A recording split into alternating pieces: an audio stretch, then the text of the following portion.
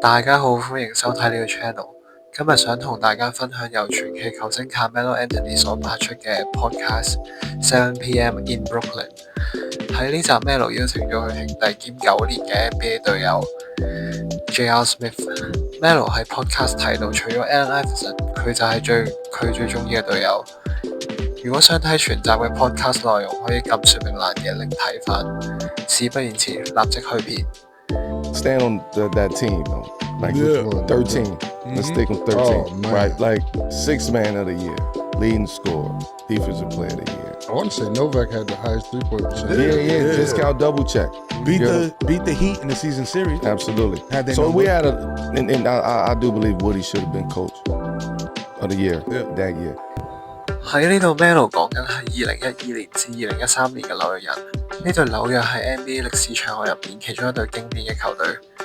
喺呢個球季，佢哋嘅戰績係54勝28負，而教練係咪烏神。呢隊球隊每位球員都好有個人嘅特色，例如隊內得分王 Carmelo Anthony、最佳第6人 JR Smith、最佳防守球員 Tyson Chandler、40歲嘅傳奇控衛 Jason Kidd、硬漢 Rasheed Wallace、Marcus Camby、Kenyon Martin 等等，呢啲全部都係甜瓜喺丹佛嘅舊部。除此之外，仲有 Raymond Felton 球隊2年級生伊曼遜彭等等，佢哋組成嘅球隊掀起咗 Knicks culture， 打法極具觀賞性，兇狠嘅防守同埋唔講理嘅三分。但球員喺 playoff underperform， 最後輸俾溜馬止步第2輪。2011 rolls around, the lockout happened, and you go to China to go hoop, put up crazy numbers over there. Obviously, everybody kind of had to deal with the lockout in their own certain specific way. What led to your decision to go over there and play in China? He left me. Yo, that's crazy. So what happened? How that conversation go? My son left, man. Call me and told you left me, man. You gonna leave me like that? Me like that, bro. You gonna leave me like you take your ball and leave? Did you at least get the heads up that the trade was happening before, or you found out with everybody? Man, you found out when I found out. Nah, we good. All right, bet. They went home, but they was gone. I said, damn, it's just over there. Like did the Fresh Prince No bull, but like it was wild because when I ended up going, he was one of the last people to call me to come to the Knicks. Yeah. So I've been trying to get to the store. I've been trying to do whatever. God rest his soul, yo. Cole texted me. He's like, yo, man, I need you for something, man. I need an alpha. I need an alpha. I'm like, oh, shit, like, word. Grover started texting me and shit. I'm like, oh, shit. I'm like, I might go to the Lakers. So at the time, I'm with Leon Rose and them. So CP, we all got the same joint. Me, him, CP, everybody. So CP started hitting me. He's like, yo, bro, like, you need to come to the Clippers. Like, you need to figure this out, like, da-da-da-da. I'm like, shit, oh, all right. I didn't even think the Knicks was an option. Mm-hmm. He hit me like, yo, like, I was like, yo, he was like, yo, what's up, man? Like, first of all, he ain't say nothing, because he ain't never gonna ask. So he was like, yeah, man, how you doing over there? I see you do this, that, and third. I'm like, yeah, man. He's like, what you got going on after this? I was like, yo, I think I'm about to go to the Clippers or the Lakers, man. Like, I'll talk to CP. Cole hit me the other night. He's like, damn, dog, you gonna do me like that? I said, damn, dog, you gonna do me like that? I was like, what you mean? He's like, you ain't coming on there? I'm like, all right, man. I'll be there Monday. That's it. You can't even ask him straight up. Yo, first of all, the story behind the scenes on that, I'm laughing, I'm crying over here. The stories behind the scenes, Leon, Rose. They both have the same age in that. We all have the same, me, him, CP, everybody has the same age at this point in time. So Leon is dealing with him over in China. Cole hits me and say, yo, hey, like he's but I know he's searching for information. Yo, bro, how you doing up there in New York, man? You know, I'm seeing you times, you know, y'all get y'all shit together. And then, now he give me the Knicks talk. Okay. And then he like, oh, man, Swish, man, what's up with JR? I said, man, he in China, man, you know, I think he's staying over there. He He like, oh, all right, man. Yeah, man. I was wondering what happened to him. Damn, man, where he at, man? We got to find him. I'm trying to find a way to get him back over here. I said, oh, no, he over there in China, man. He with Leon Rose, right? He chilling? Now I'm hearing the story. He was swiping. He was trying to swipe. He was trying to figure out some information. Wait, you ain't know Kobe was trying to get him? I knew that, though, because, listen, and this is real for Leon Rose to do this. I said, Melo, your brother's a hot commodity right now in China. The nigga was going 50, 60, some Yeah, 60 off the bench. He was doing dumb shit over there in China. With the hot top thing. Come on, bro. It was wild. So he said, Melo, everybody's calling but JR. He said, I think you need to give him a call. I said, Leon, who called him? I know Cole already. He said, Kobe called him. He said, CP hit me, reached out for him. I said, all right, call switch. We had just finished playing that night too. I called him after the game. There was a time difference. Just chopping it up with him. That's my brother, so I want to know how's China? Like, that shit is different. You know what I mean? Getting up. He like, oh, man.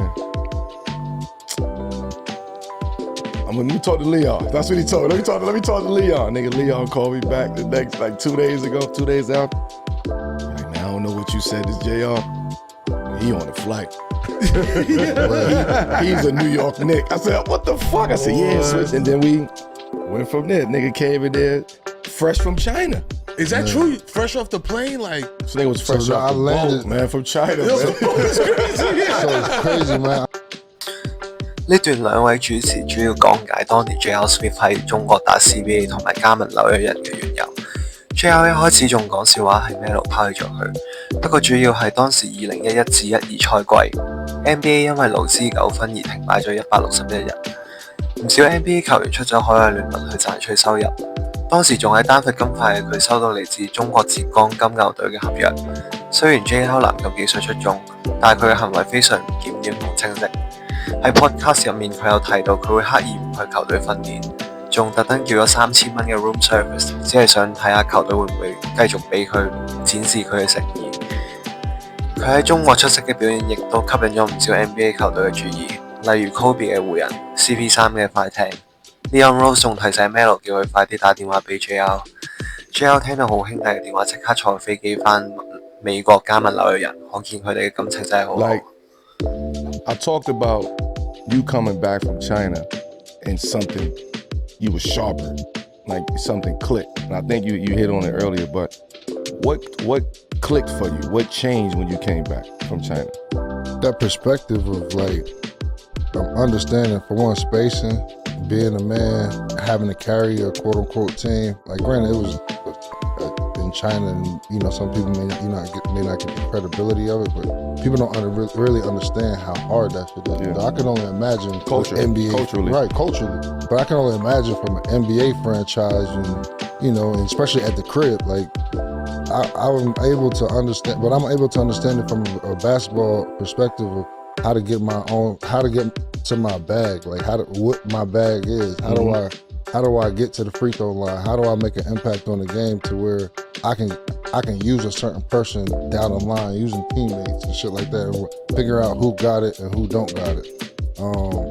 So when I got, honestly, and then when we got J Kidd, changed my whole perspective on the game, on how easy it is, and he broke it down, how easy it is to score 18, 20 points a game, especially for me, and what I did. And also how to play alongside somebody. For me, that's what I think J Kidd helped you with as well. Yeah, for sure. And at the time, another situation, I felt like I should have been starting. But I was able to accept it differently because I knew what I brought to the team and how it could work coming off the bench.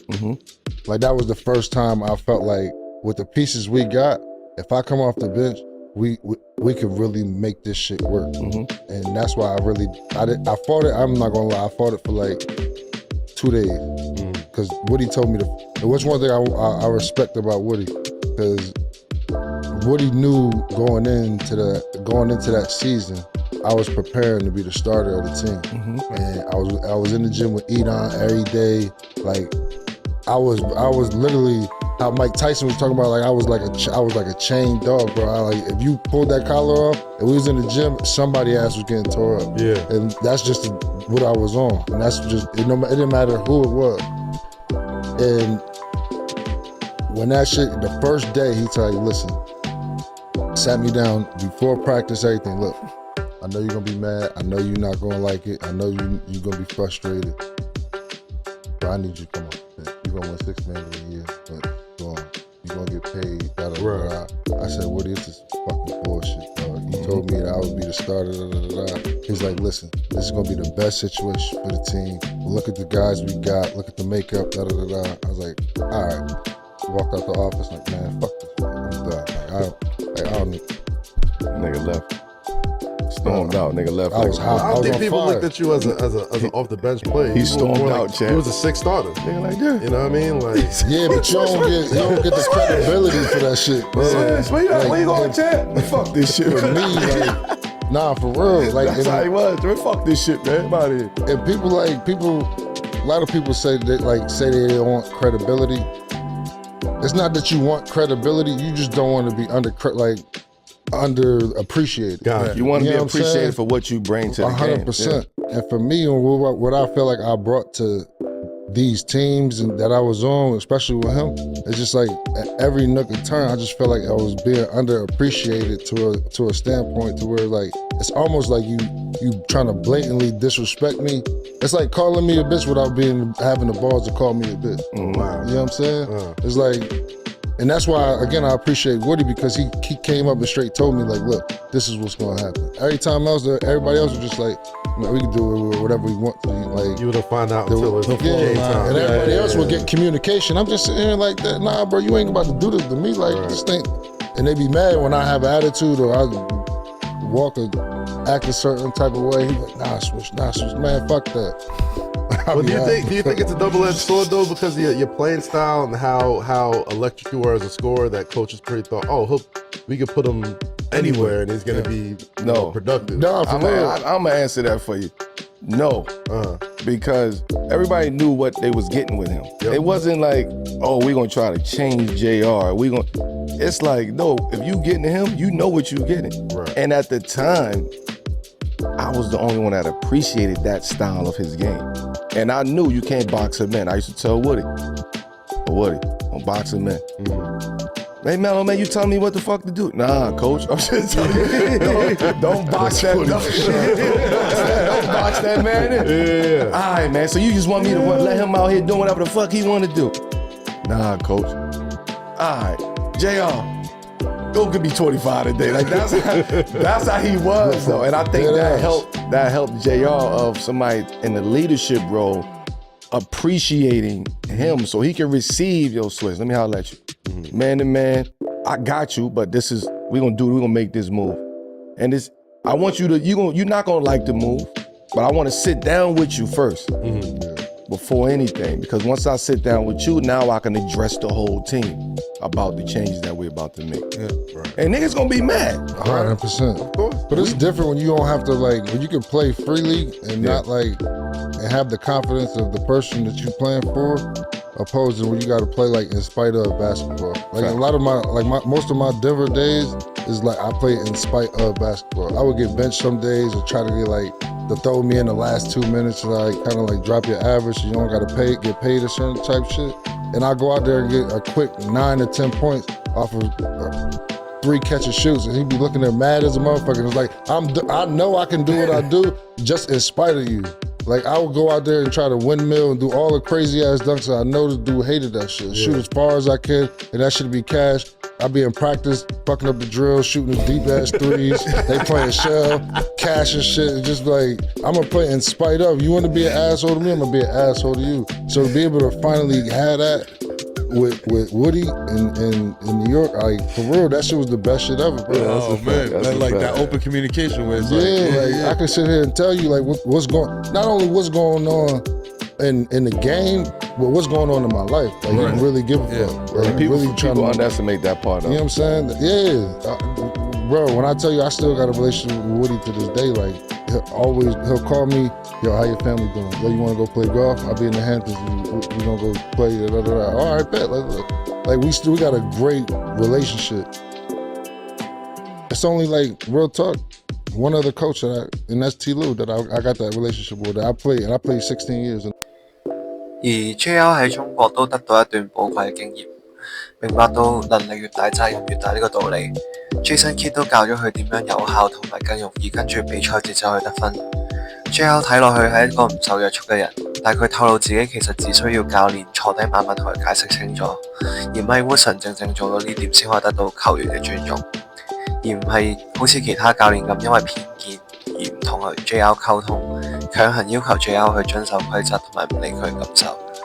而兩位主持都喺度講出咗重點，指教練同球員關係對於球隊嘅成功係非常重要，喺場上同埋場下都需要培養感情，而呢種做法係可以令到球隊表現更上一籌樓。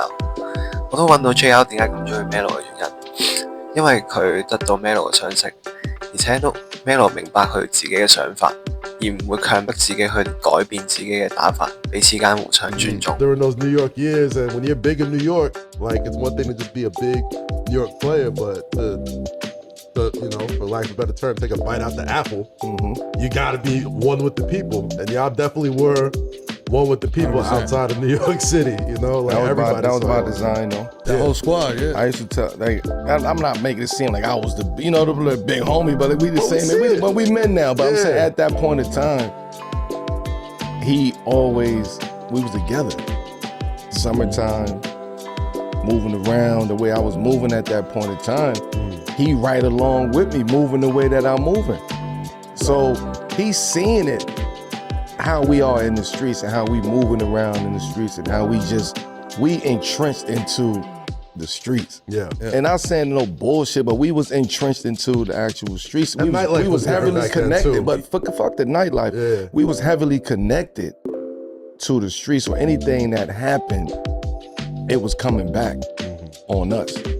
And for him to have to be, he was around that, he experienced that, he saw that, oh shit, man, these niggas, man, he that, and this how he carrying it with somebody else? Nah, this nigga's everywhere. This nigga in carry-outs, nigga, bodegas, niggas walking around at night like, word, if that's how we moving, and that's how we moving. And then once we got to New York, we felt like this was our city already. He was coming back home, I'm here home, like this is our city, so we ain't shying away from this. And I think the way that we spoke about New York gave Shump that mentality of, yo, you can't be out here like that. Like, this is New York. It's like, nah, Shump, we moving. Right. And over the years, he became that. Yeah. You saw saying this nigga. Like, not Shump everywhere. We don't bring your ass back over here.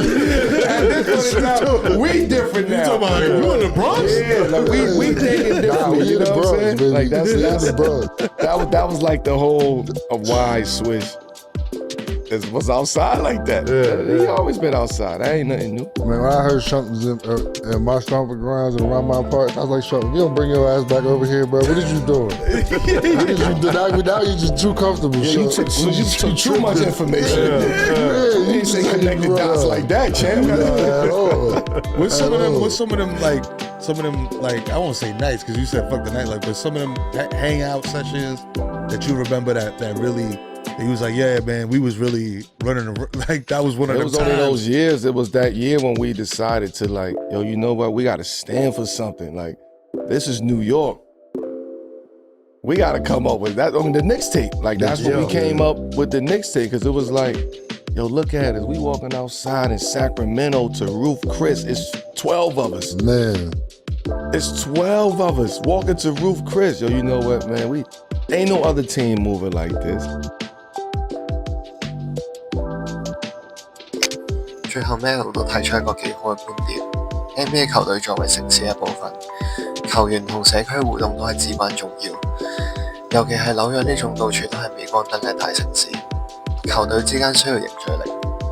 暑假要多啲一齊喺社區交流去聯繫大家，而唔係返各自嘅城市。需要同粉絲互動，融入紐約嘅生活。唔單止係紐約人一個球員，而係成為紐約市嘅市民。例如 Melo 成日出席紐約嘅活動啦，關心社區嘅活動，例如一啲申訴社區不公嘅示威遊行啊，更有喺忍者龜電影中客串啦，增加自己身份認同，渲染呢個紐約文化，成為紐約嘅代表者。而呢種心態，佢哋都講到影響到當時嘅球隊新人險灣春培，令佢真正成為紐約人，而佢都慢慢去接受呢個角色，更加去影響隊內嘅其他人，成為一個球隊嘅老大哥。最後，如果你中意呢條片嘅話，記得訂閱、點讚，喺留言區分享你嘅睇法。咁我哋下條片再見，拜拜。